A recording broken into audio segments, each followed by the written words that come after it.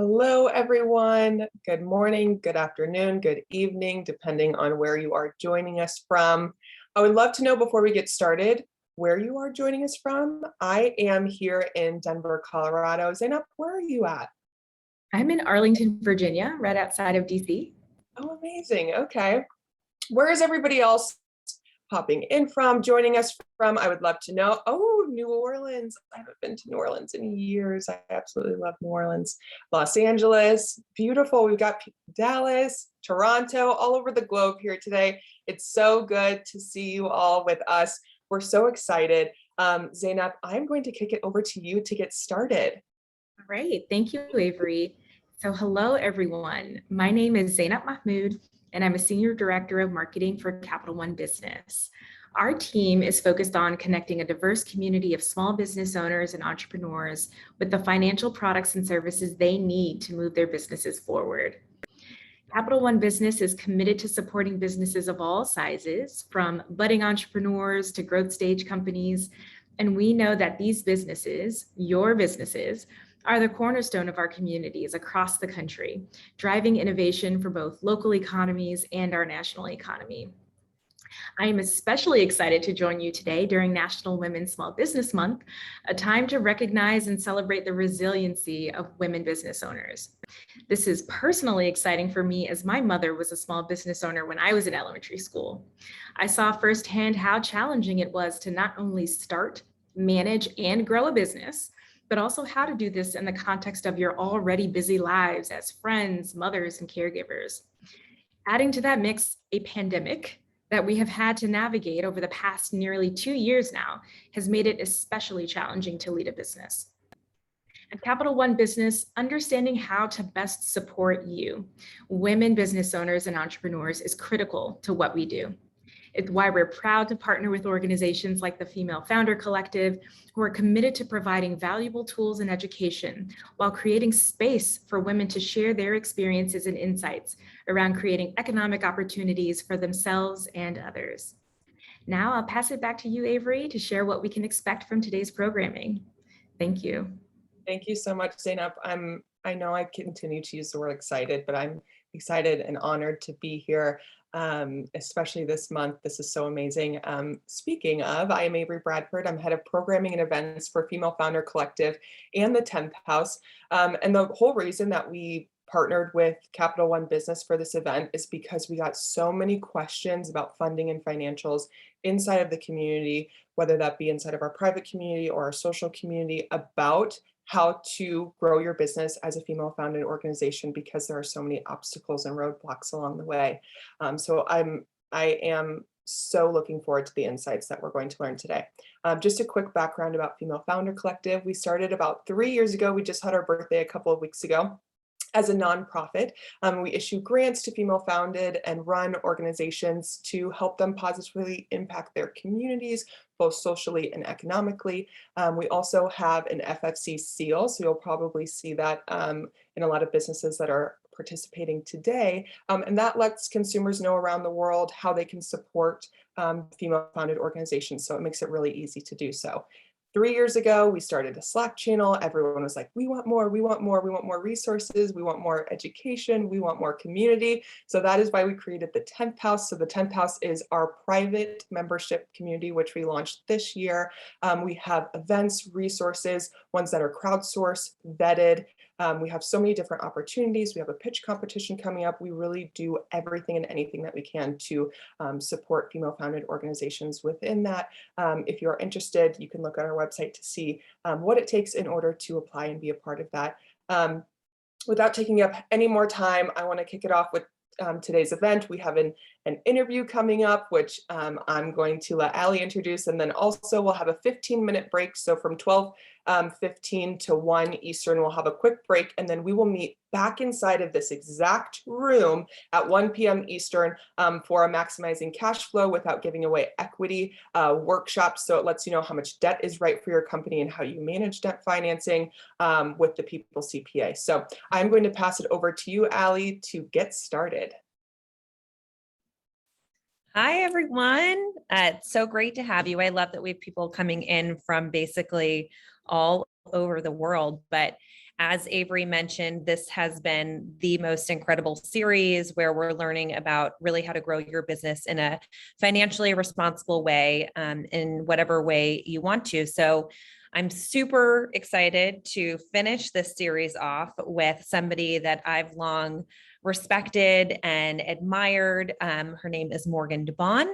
I'm going to give you a little bit about her background in case you don't know her, but she is certainly a star. She's a serial entrepreneur, a corporate advisor. She's an angel investor and the founder and CEO of Blavity. Blavity is the leading digital media company for Black culture and millennials.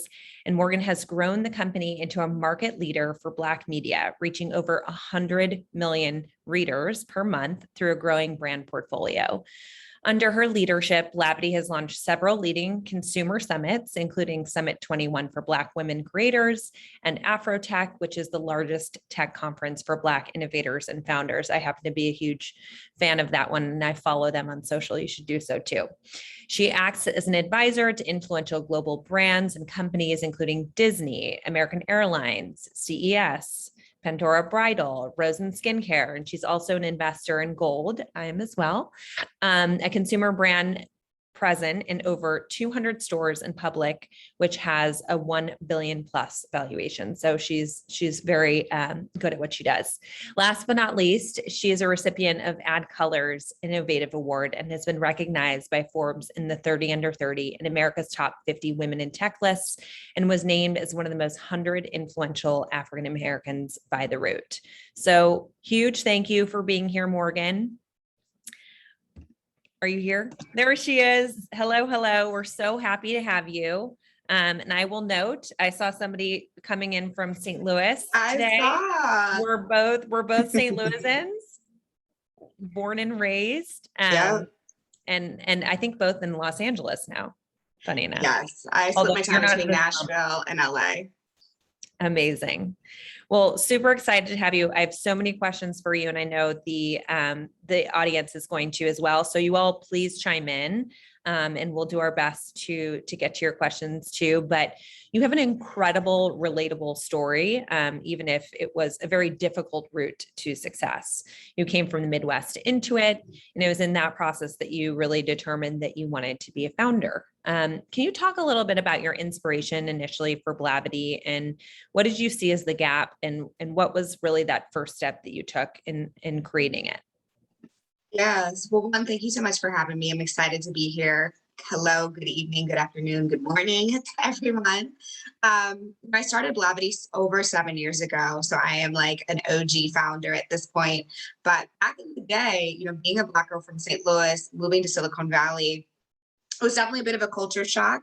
And I was really excited. I loved innovation. I loved the idea of creating products and building things for millions and billions of people. I mean, when you work in Silicon Valley, you're walking down the street and you see all these headquarters of Facebook, the headquarters of Google, the headquarters of every single company products that you use.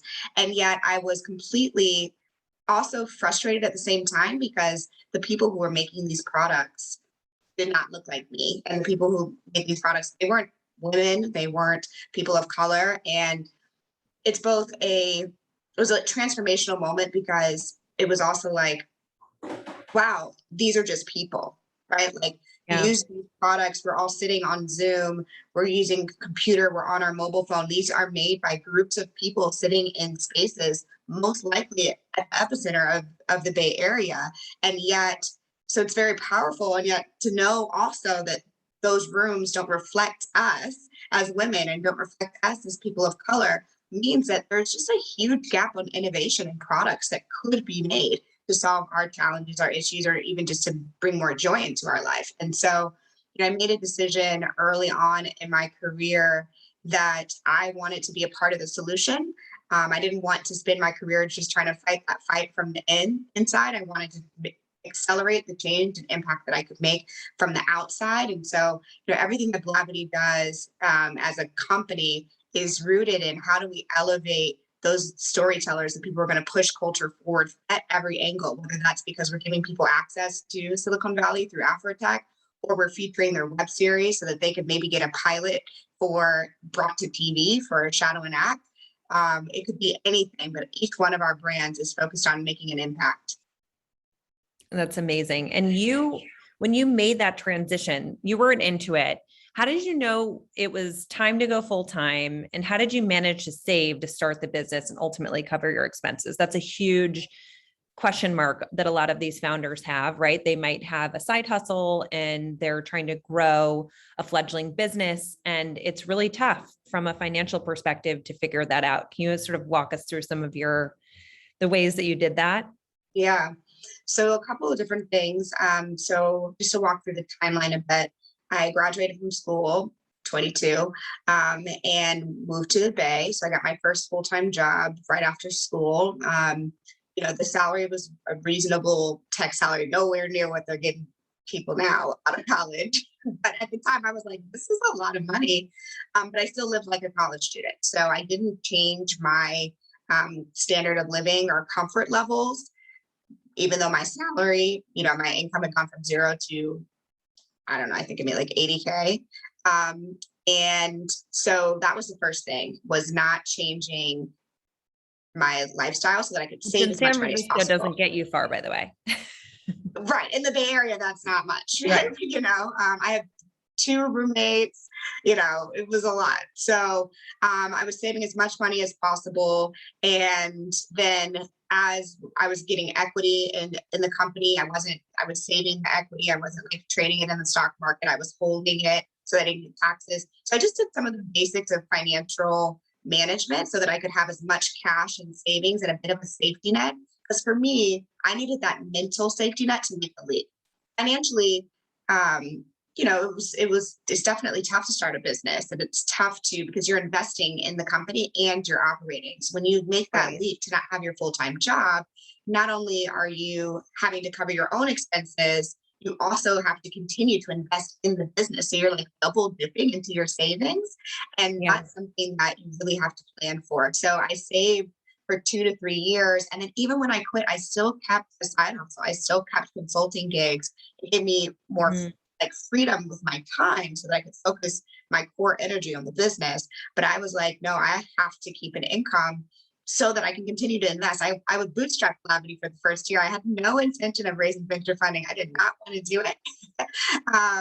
But at some point we got so big that I really had to, because I needed to bring people on full time.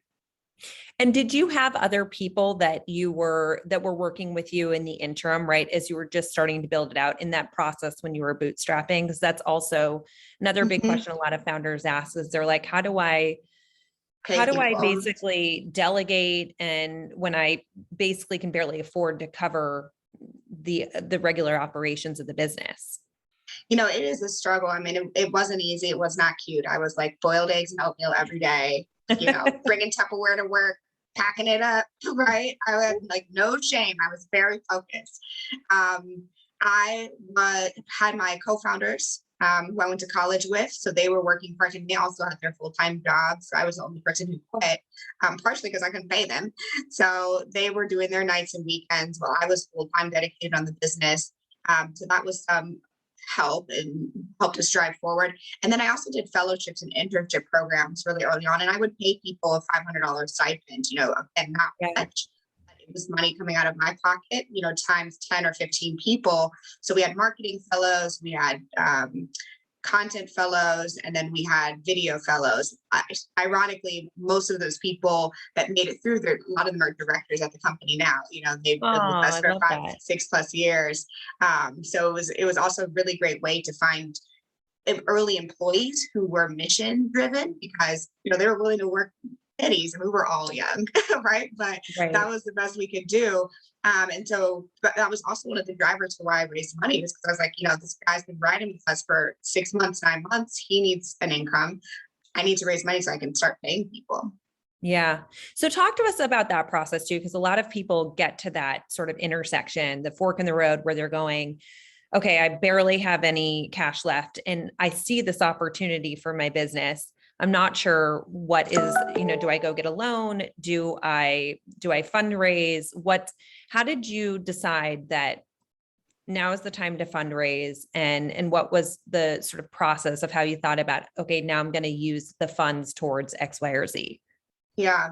So one of the things that I always talk to new founders about, or people who are small business owners who are considering maybe raising venture funding, the real question you have to ask yourself is, do you want to be a venture-backed company, and is your business actually venture backable? You can say you want to raise VC funding and raise money as all you want, but if your company isn't actually venture backable, it's probably not going to work out for you. You're going to have a lot of tension and frustration along the way. So I define venture backable, and this is something you can Google. There's lots and lots of content around this. You need to be able to justify a valuation in the early stages of upwards of 100 million. So can you build a business in the next 5 to 7 years that somebody would be willing to pay $100 million for in 5 to 7 years? And then if the answer is like, yes, okay, this is big enough, I can build it to be worth, that doesn't mean you need $100 million in revenue, right? It just means you need to be able to have enough revenue that you can get to that level of valuation.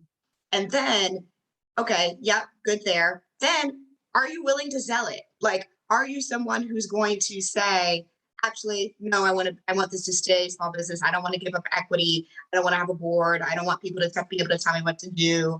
I don't want, people to be able to vote me out as CEO, right? Because if you're signing up to be a venture-backed company, you're signing up to have a board, to maybe at the end of the day, only have 20% of your company, right? It might be worth $300 million, but you only have 20% of it or 15% of it, right? So is that something you're open to? A lot of people start businesses because they want freedom. They want to be their own boss. They don't want to have to report to a board. They don't want to have to, report to all these employees. That's something to know early on. And so if you're like, yes, this can be $100 million. Yes, I'm fine having 10% of $1 billion versus 100% of a 30, 40, $50 million business, which you totally could do as a small business owner. Then I'm like, great. Okay. Now we got to do the work, right?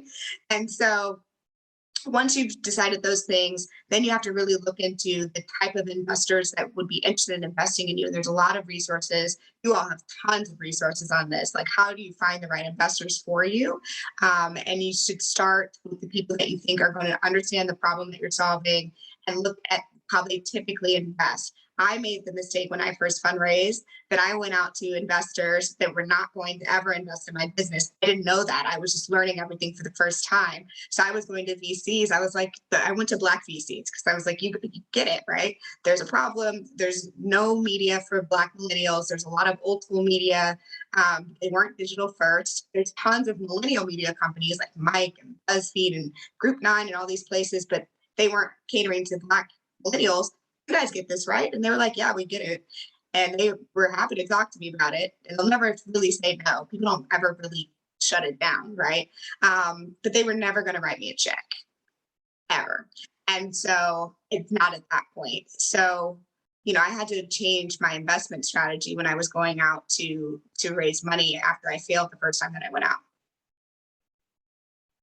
So that's what I was going to ask you about, actually, is the process of fundraising. It's a beast, right? Like, a lot of people go in thinking, oh, I'll have this done in a couple months and I'll be on my way. But actually it takes a long time, particularly for women. And as a Black woman, I'm interested to hear, and as you were a 24-year-old CEO, right? When you started the business, which is incredible.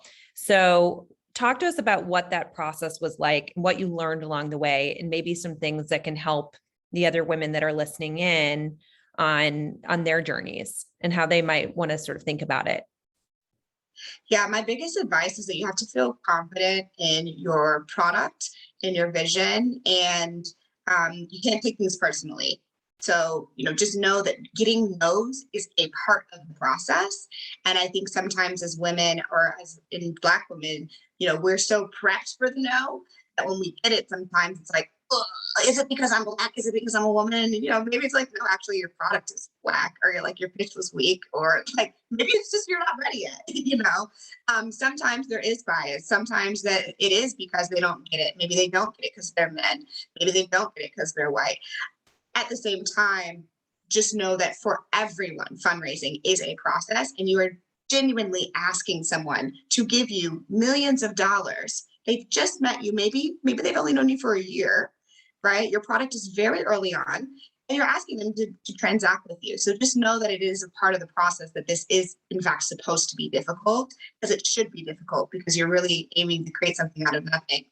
Now, once we get past the mindset, tactically, I think it's really important that people know their information, know their data. I can't tell you how many times I get on calls with founders, because I also angel invest, and I ask them very basic questions and they can't answer the question, right? So things like, what does your profit margins look like? What do your projections look like? Just send me your model so I can just look at it. Yeah, I'm not going to nitpick it, but I just want to know that you know how to build a financial model, or that you know how to hire somebody who knows how to build a financial model. You don't have to do it yourself. What does your customer acquisition look like? What does your churn look like, depending on the type of business? And sometimes people don't have those answers. They get really nervous. You got to feel comfortable. You need to practice every single question, because they're going to come up, and you need to know this stuff back and forth. You should be able to recite this stuff in your sleep when you're fundraising, especially as a woman, and especially as a woman of color, because they're just looking for a reason to say that. Don't give them the reason off of technical things. I love that. It's such good advice. And it doesn't necessarily too have to be the right answer, right? It's like just having an answer and showing the investor that you've thought about it, and that you're being strategic, and that you have a plan in place, I think gives confidence. Yeah, I think that's a great point. And the follow-up is also really critical. Investors want to know that you're coachable. I've gotten that feedback a lot. I ask people, why did you invest in me? They're like, you didn't have all the answers, but you were very coachable. Like, you were open to feedback. So we knew that as things changed and ebbed and flowed, that you would be able to adjust with the market. And I think that's also a really good piece of insight. It's like, okay, if someone has asked you a question, you don't know the answer, say, you know what? Great question. Let me get back to you. I'm going to look into it and get back to you today. That follow-up is so impressive. When people come back in a detailed way, it just shows that you're thoughtful, that you're an organized founder. I love that. It's such a good piece of advice, and so true. Any recommendations for founders starting off in their funding journey in order to find greater success? I know you sort of talked about the fact that you were barking up the wrong tree a lot in the beginning. So how do you find the right places and sources for capital? Because I think that that's probably where people waste most of their time, is they're like, I'm talking to a tech investor who only does SaaS businesses and mine is a consumer. So how would you recommend people go about that? It's such a good point, Allie. And that's also kind of my point when people get frustrated. I'm like, well, you're frustrated because you're doing the wrong thing, not because the world's against you, right? If you're going after SaaS investors and you're a CPG company, consumer products goods company, and of course you're going to get 100 no's, right? But that's not because there's inherently something wrong with these people who are telling you no. So really, really important topic.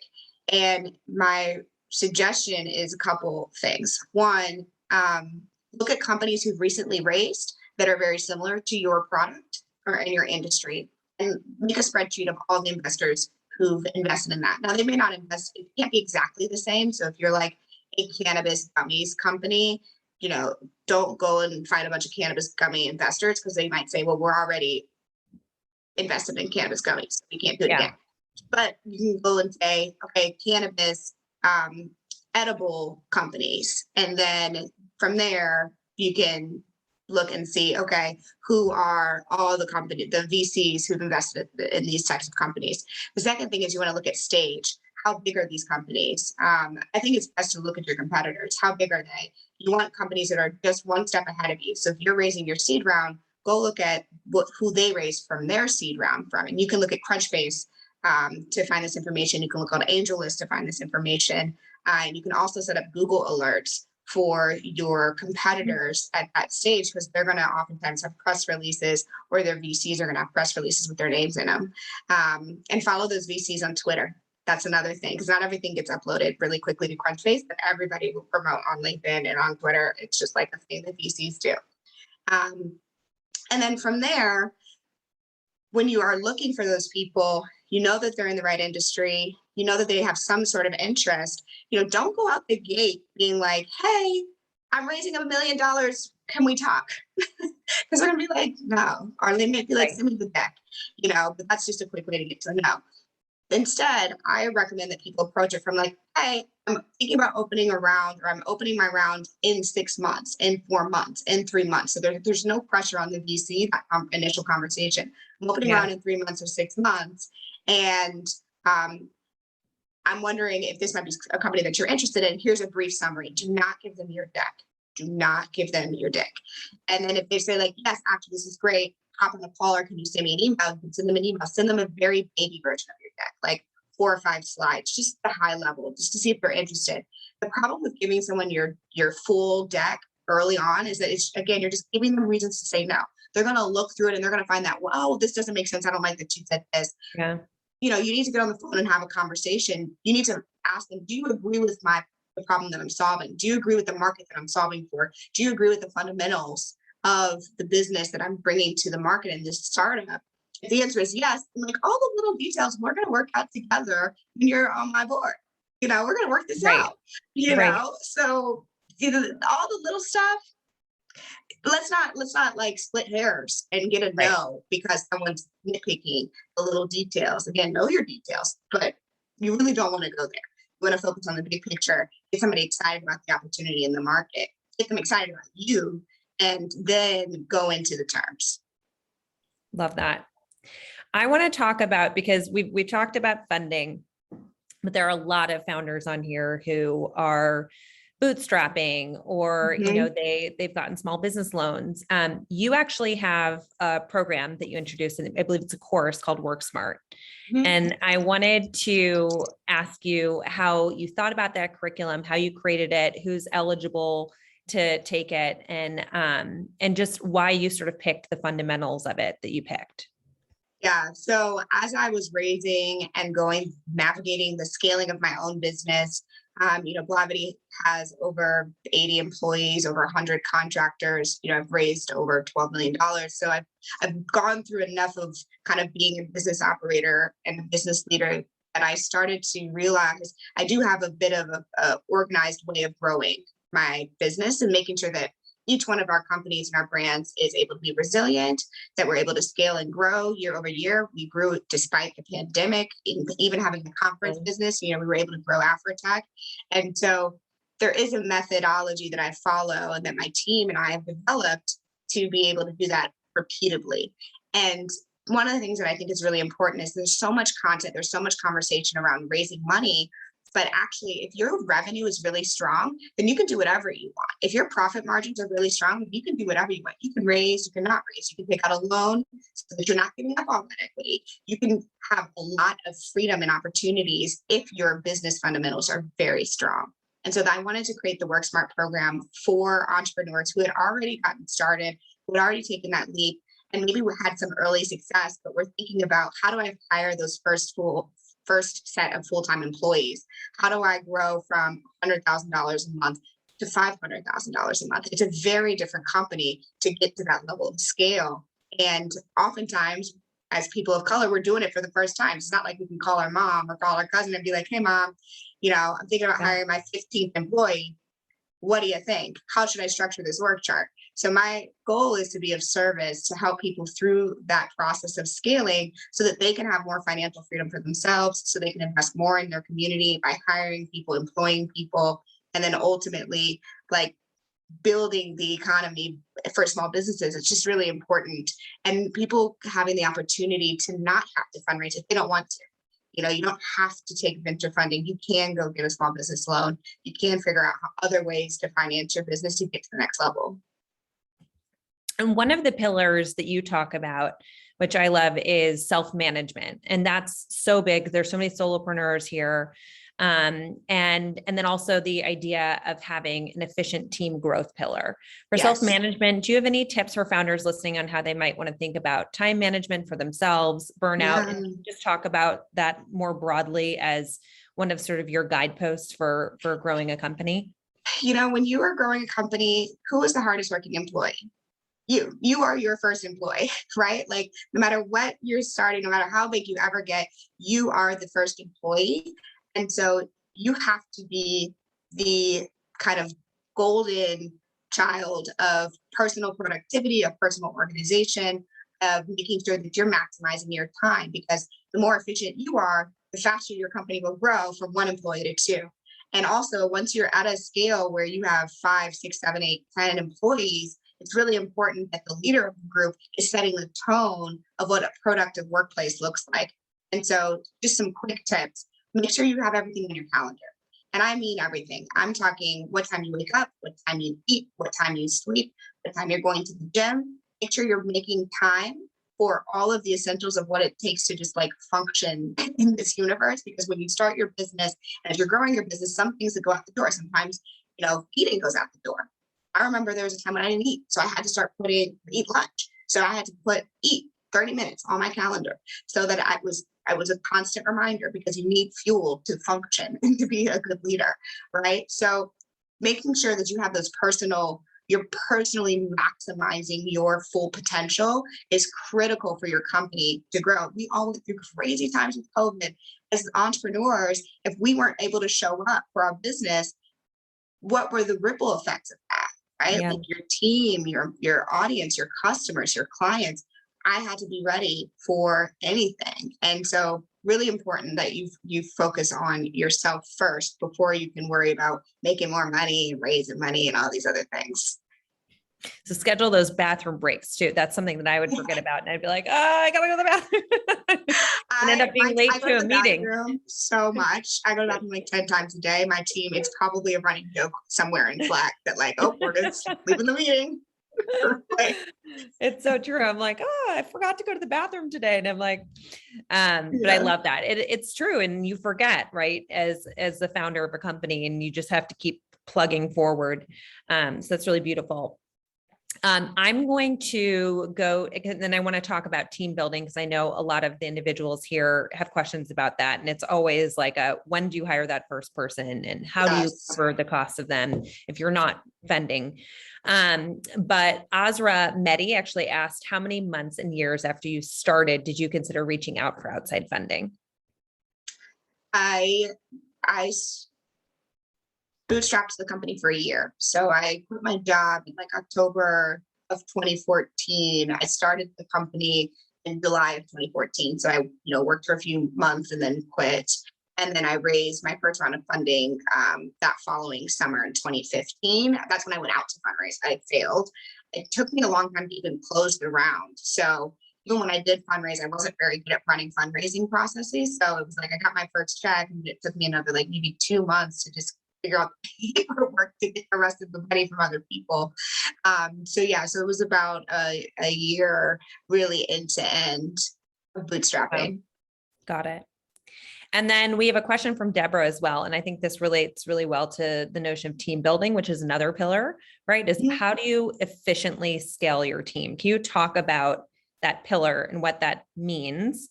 Yeah. And then any follow-up advice to Deborah specifically around hiring that first employee and how you make payroll when you know that there's growth ahead if you do. Yeah. So a couple of quick things that I recommend when people are evaluating hiring your team members. First things first is you have to understand where your revenue is coming from in your business, where your growth is coming from in your business.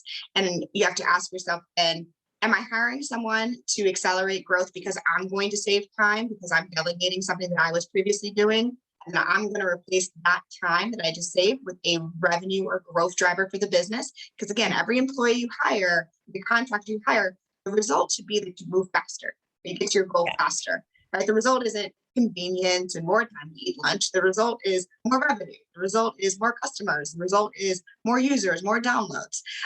That's what we're solving for in a fast growth business. So is this person saving me time? And if so, what is my personal commitment to what I'm going to do with that time that's going to drive new growth for the business? Or is this person a growth driver? Is this person who is actually directly tied to revenue, like a salesperson or a lead manager? Or is this person tied to conversion? So an email marketing manager, someone who's working on social media, people who are focused on the inbound management of converting your customers to be able to eventually transact with you.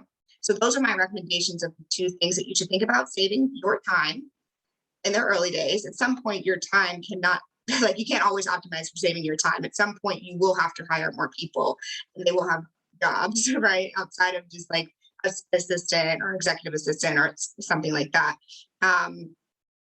And then once you get to that point, it should be tied to driving the business. And the bigger you get, let's say you have 20 employees, 30 employees, you might then hire someone to save all of them time, right? So for example, an HR manager or a recruiter, if your team is constant, your really valuable team members are constantly interviewing and they're spending all the time interviewing, they're not spending enough time doing their job, then maybe it makes sense to hire someone to just recruit and manage interviews, which then saves everybody at your company 5 hours a week, which then will make more money because they'll replace those 5 hours a week with more things that will result in growth in the business.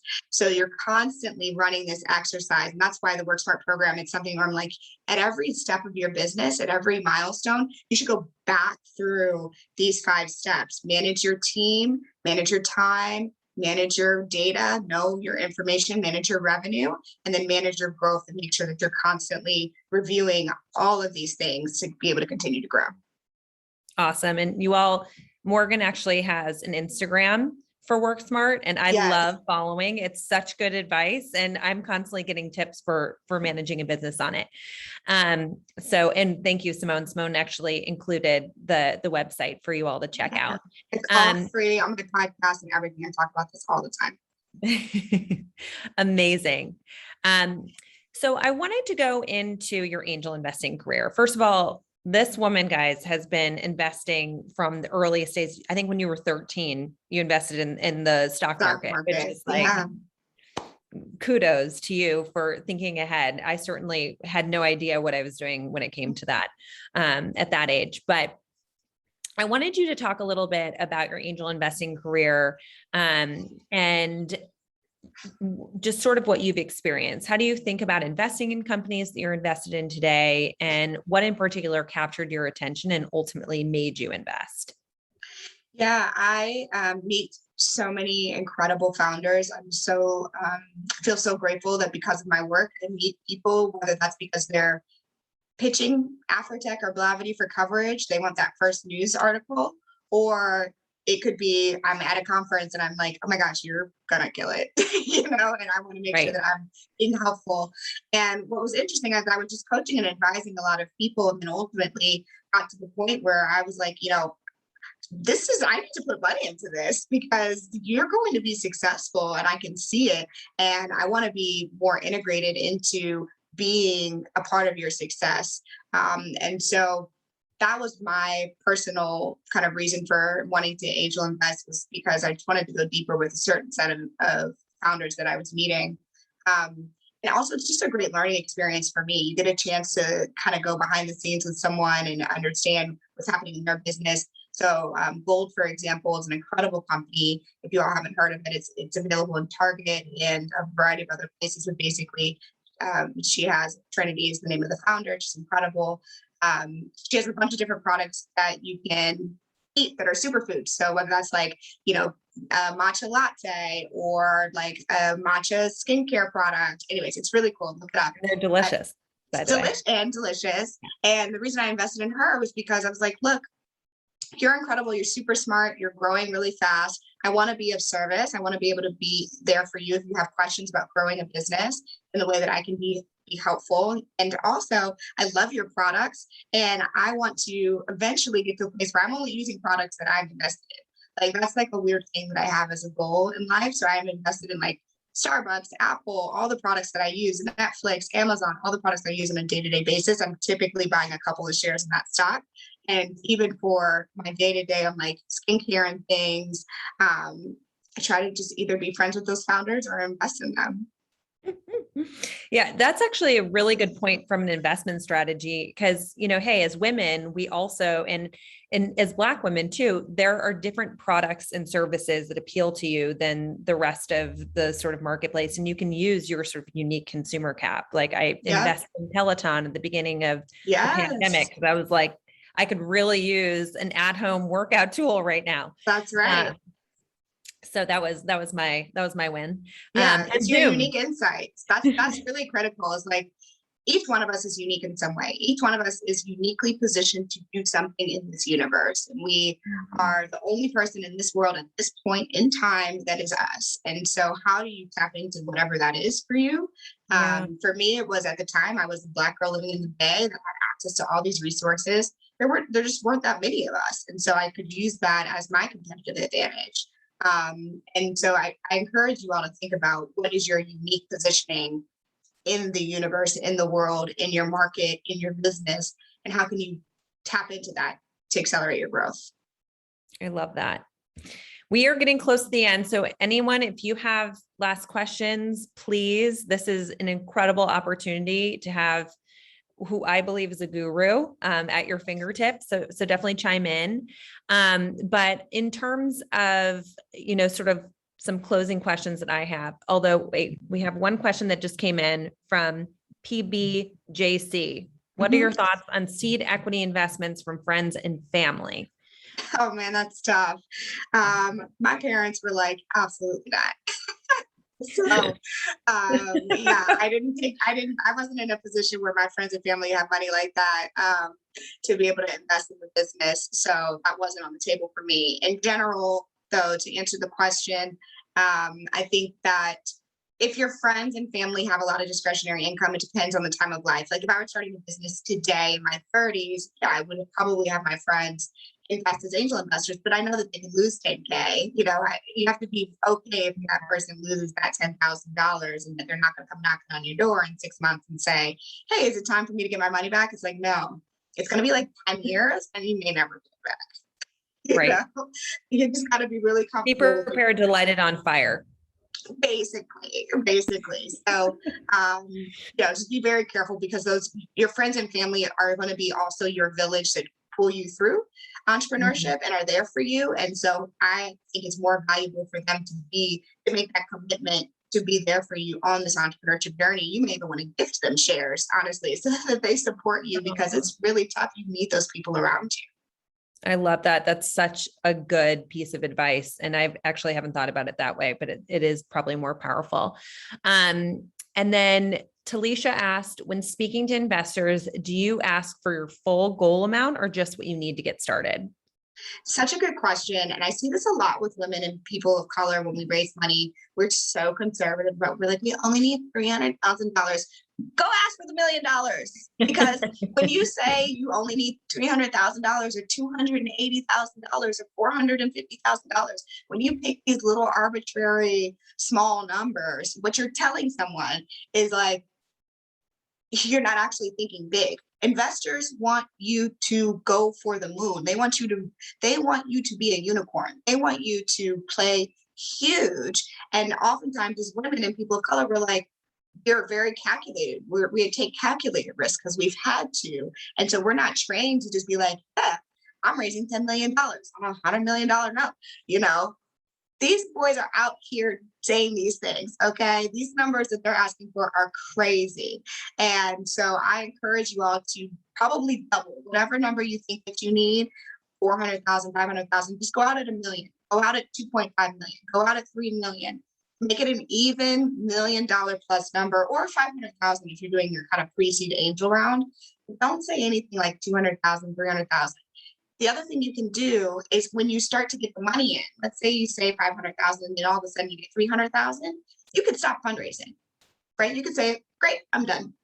Just make sure that your paperwork is clean so that you don't have to close the full round in order to stop fundraising. But you could just stop. You don't have to keep going. But that narrative, that confidence, that swag is really important when you're fundraising. I love it. I've been told that too in the process of fundraising. They're like, confidence is such a big part of it. And men tend to just ask for more than they need, whereas women ask for less than or exactly what you need. Yeah, exactly. You never know. Sometimes people be like, oh, that's it. Okay. So we are going to have to close out in just like 1 minute. I wanted to get one final piece of advice for you. It's been a crazy 1.5 years. It continues to be, or almost 2 years at this point. Feels never ending. But I wanted to get your sort of piece of advice on what has guided you through from a leadership perspective. You guys, like you said in the beginning, have continued to grow despite the pandemic, and despite media being a really hard industry right now. So any parting advice for these incredible women that are tuning in and really need the sort of hope and the guidance? I think the most important thing is in times of chaos and even in times of peace and when everything seems to be going fine, understand your principles. Know your personal guiding principles, your criteria for making decisions under chaos, and make sure that those are consistent in good times and in bad, because when you're under stress and you're under pressure, you need to go into autopilot. Oftentimes you're going into survival mode. And so take these moments now where maybe things are a little bit slowed down. We're all used to certain kind of patterns of COVID, and we have our new routines. Take inventory of yourself and make sure you're writing down often, what are your values? How are you going to make decisions when things are good, when things are bad? And just write it down so that you have it in the case that it happens. And when COVID first hit at our company, all of our directors, we got in a room and we said, okay, we don't know how long this is going to last. We don't know if this is a 2-week thing, a 3-week thing, a 3-month thing, a 1-year thing. No one thought it would be a 2-year thing. And we said, well, what are we solving for? We're solving for employees having stability. We're solving for saving as many jobs as possible. We're solving for making sure we can still do our job and give impact to the Black community. We need to have advocates. We need to do these things. We just outlined our priorities. And then when they were making their own decisions, as everybody went about their jobs as leaders in the company, we had all aligned on our principles. And that was really helpful to us being able to get through everything. I love it. Morgan, you are an inspiration for all of us. And you show that you can do it, you can make it happen.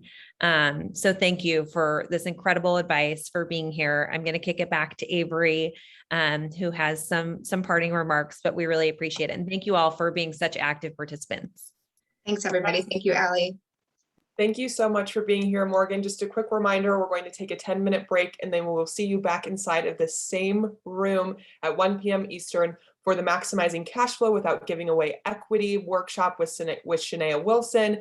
So this is going to answer the question, how much debt is right for my company? Debt is a huge question and a huge word that we use as founders. So learn more about that in about 13 minutes. I will see you there.